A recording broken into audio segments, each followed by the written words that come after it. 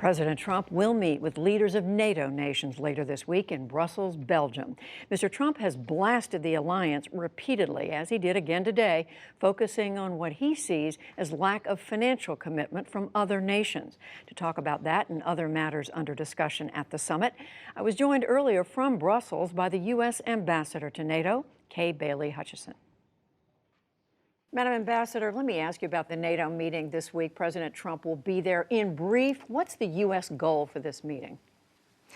The U.S. goal is the strength and unity of this alliance. And so much of what we have done this year is to affirm this alliance and strengthen it. We are looking at a very strong capability of what we call the 430s, that is 30 battalions, 30 air squadrons, 30 ships in 30 days, meaning that we could respond to any crisis in any of our 29 countries with that kind of a force. It is a deterrent to any adversary, and that is something that we will produce, a new command structure that gets there. It's a goal that is worthy, and I think that we're going to show an alliance strength and most certainly unity. Well, President Trump has repeatedly criticized the NATO allies for not paying their fair share of the defense of Europe. Just today, he's tweeting more about it. And at one point, he tweeted that the U.S. is paying 90% of the cost of supporting NATO. Is that a fact? Well, the U.S. part of the NATO common funding is 22%, and it is capped at that. Of course, we do have other forces that are not just for European security, but are for our forward presence.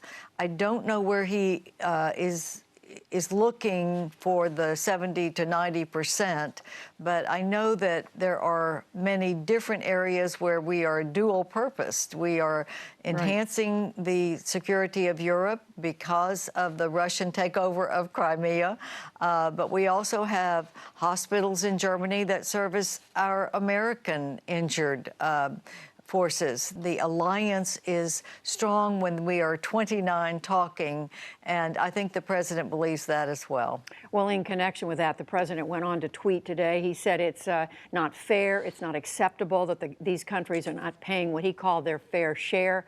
And at another point over the weekend, he talked about he said the Europeans are killing us on trade. You put all that together, he's clearly pressuring them to do more in terms of the defense of the alliance. What does that mean the U.S. will do if the Germans, in particular, don't increase their share? Certainly, the president has been very plain-spoken about asking our allies to do more. Every president with whom I served in the Senate did the same thing. President Clinton, President Bush, President Obama, all have said Europe needs to do more. And Chancellor Merkel has also said to her own Bundestag, their parliament, that they need to do more. I believe that they are stepping up. It's not as much as 2% yet, but I think they will recommit more to do more because they realize that Europe does need to do more, and they are the strongest of the economies in Europe. So I think that they are saying the right things. They're saying they're going to do more. And I think we need to continue to encourage them to do that because they have capabilities, and we need every capability we can have to deter Russia, to deter counterterrorism, which is in all of our interests. There is concern, Ambassador Hutchison, among those who watch NATO closely, that the president has this one-on-one meeting with Vladimir Putin, Russia's leader, next Monday. They're concerned that he is going to go along with what Mr. Putin wants in terms of letting Russia keep its claim to Crimea, to stay in Ukraine, undercutting NATO. Should they be concerned about that? Judy, it's hard to know all of the subjects that will come up, but what the president has put out is that he is going to talk to Russia, to Vladimir Putin, about his malign influence in so many areas. We've had hybrid activities in many of our countries, including the United States. And we most certainly are concerned about Russia's violation of the INF Treaty. That is a ballistic missile system that they've agreed not to do, and they're violating it. What they're doing in Syria, what they're doing in Afghanistan. There are many subjects that we need to bring Russia to the table to talk about.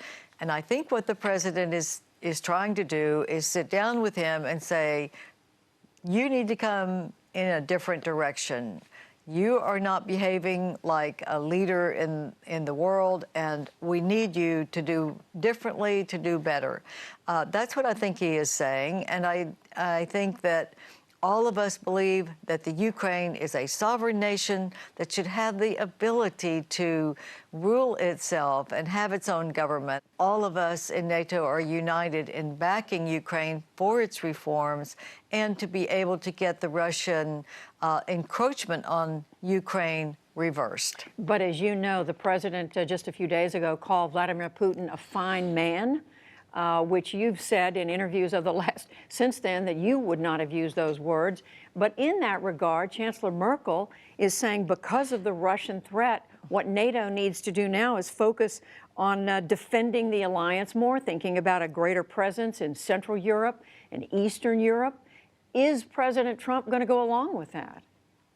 Well, President Trump himself increased our enhanced presence in Europe because of the Russian activities. We know that Russia is looking and probing for weaknesses in our alliance. The enhanced presence that we have in Europe after the annexation illegally of Crimea by Russia is important. I think the president has committed to that. Chancellor Merkel has as well as the other European allies. Vladimir Putin cannot strain or divide our NATO alliance. It is too strong, and its history is a good history of an alliance that works. U.S. Ambassador to NATO, getting prepared for this week's meetings, Kay Bailey Hutchison. Thank you very much. Hey, thank you, Judy.